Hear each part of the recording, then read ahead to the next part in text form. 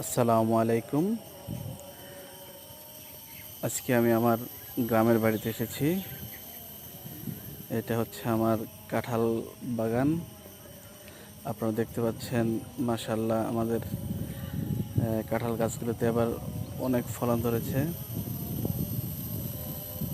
এই ছোট গাছটাতে দেখেন, মাশাআল্লাহ অনেক কাঁঠাল ধরেছে, কিন্তু খাওয়ার লোক নেই, আমাদের কেউ বাড়িতে থাকে না বিদায়। দেখেন মাশাআল্লাহ কতগুলো কাঁঠাল।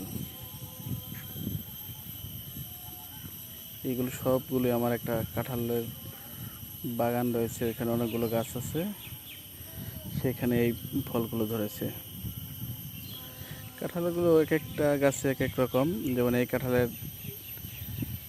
এই কোষগুলো একটু নরম হয় এবং খেতে সুস্বাদু, এবং অন্যগুলো আছে যেগুলো কোষগুলো শক্ত হয়, এবং কতগুলো আছে যে সবার পরে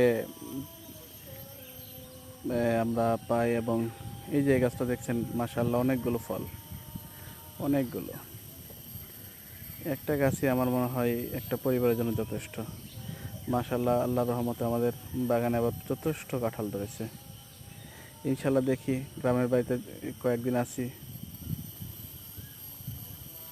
সব কিছু দেখানোর চেষ্টা করবো ইনশাল্লাহ।